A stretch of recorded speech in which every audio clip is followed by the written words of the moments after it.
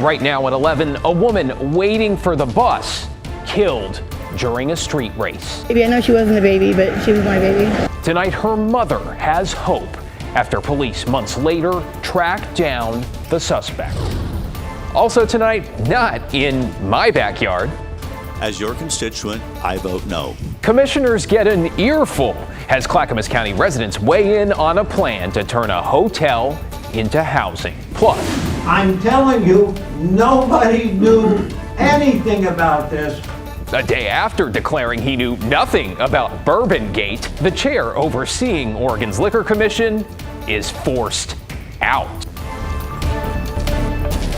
Thanks for joining us. I'm David Molko. Nearly 6 months after a woman was killed by an out-of-control street racer, police have made an arrest. Ashley McGill was waiting for the bus, and her death was the tragedy many feared would happen as racers took over Portland streets night after night. Tonight, Alma McCarty followed up with her mother, and Alma, it seems she is understandably still heartbroken, but also grateful. Yeah, David, Misty Nicholson tells me that the unexpected death of her 26-year-old daughter, Ashley McGill, still overwhelms her and the rest of her family.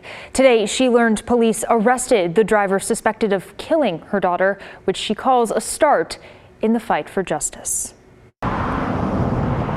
I know she wasn't a baby, but she was my baby. Standing in the place her daughter died, in the place Ashley McGill's loved ones held a vigil months ago to remember her, Misty Nicholson says the grief comes in waves. A lot of ups and downs and just waves. Of 1 minute just upset and next minute acting just angry and trying to find out whatever I could find out and not finding out too much. Since Ashley's death last summer, her mothers prayed for someone to be held accountable. Early the morning of August 27th, Portland police say a street racer speeding down Southeast Stark Street with another car lost control, hitting and killing the 26-year-old near 133rd Avenue. Ashley was simply waiting for the bus at the time. What maybe seemed like fun for a few seconds could be life-altering. On Thursday, officers arrested and charged Kenneth Freeman with manslaughter. We should start at healing, possibly after. We have to see what happens with it. But Nicholson has spent months waiting for answers. She said she was told Freeman would turn himself in after an indictment in late November. I don't think he's a cold-blooded killer. I don't. But she had a family, and that was my baby. She gave me any reason to believe he has any remorse for what he did, because he didn't even turn himself in. But I don't hate him. I pray for him, but I don't hate him. Now, Freeman will be arraigned tomorrow morning in Multnomah County Court. We did check. The 35-year-old has a criminal record dating back to 2006. There are a couple of drug-related felonies. The rest are minor offenses. David? Thank you, Alma. Appreciate the follow-up tonight. Let's get to new developments tonight surrounding Bourbon Gate. We are talking about the executives at Oregon's Liquor Commission accused of redirecting rare bottles for themselves before the public could buy them. Now, the commission's executive director has already been replaced, and yesterday the chairman of the board that oversees the commission attacked the media for asking questions. Now, Paul Rosenbaum said first he knew nothing, and then he clarified he learned about the allegations last fall, but didn't say more at the time because he says the whole matter was confidential. I look at you and tell you without a doubt, this was the right thing to do. All right, a day later, Rosenbaum is out, resigning after Governor Tina Kotek asked him to step down. Kotek's spokesperson reportedly did not reveal why, citing an ongoing criminal investigation into the scandal. Now, Rosenbaum also explained no one on the board, including him, was part of the initial internal investigation. He says the board members knew nothing before that investigation came to light. Let's get you caught up on tonight's other headlines now. Portland police have arrested a man they say tried to run over an officer with a stolen pickup truck. This was after 10 this morning on Southeast 35th Place and Cora Drive in the Creston-Kenilworth neighborhood. Authorities say the suspect rammed a police vehicle and got away, then eluded police a second time on Woodstock Boulevard. Eventually, police say he crashed head-on into another car and then nearly into a house. You see it there. Police with a canine tracked down the suspect hiding in a backyard. The driver of the other vehicle suffered minor injuries.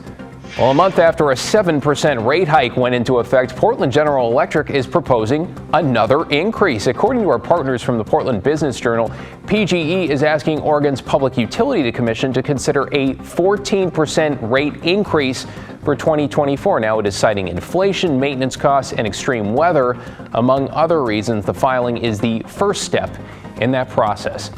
And with nearly all the votes counted in a special election, Vancouver voters said yes to increasing support for affordable housing. Proposition 3 passed with nearly 54% of the vote. The levy works out to roughly $150 a year in additional property taxes. That's for a $500,000 home. So some of the funds will also go to create home ownership opportunities for 150 families classified as having very low income.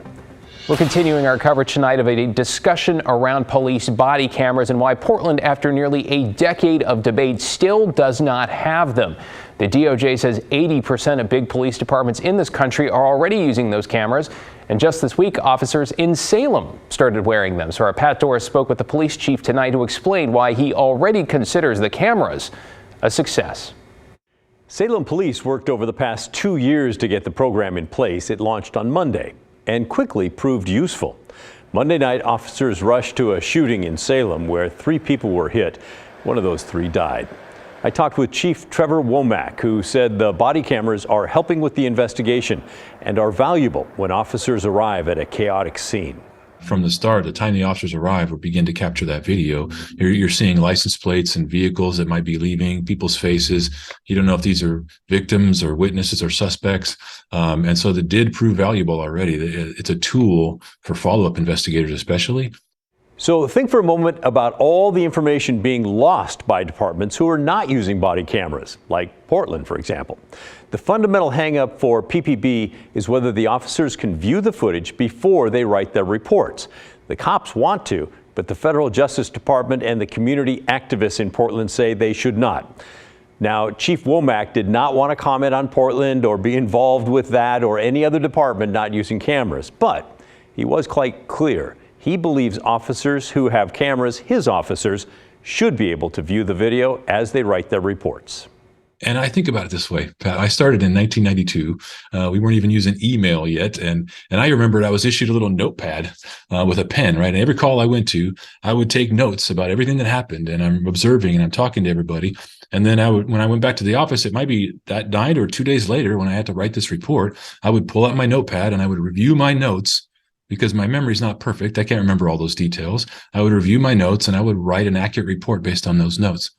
This is Notepad 3.0, right? This is a technological way to capture what's happening and refresh an officer's memory to make sure the report is as thorough and as accurate as possible. Why wouldn't I want officers to have that information? Chief Womack went on to say there is an exception in cases where officers use deadly force. That's when outside agencies come in to investigate, and the officers involved, he says, should not view the body camera video before giving a statement. Well, Pat also took a closer look at the history of Portland's discussion on body cameras. A reminder, they are currently at an impasse with the police union. We will see how wide the gap is tomorrow when those plans are made public. Meanwhile, you can check out the story section of KGW.com to watch the full report.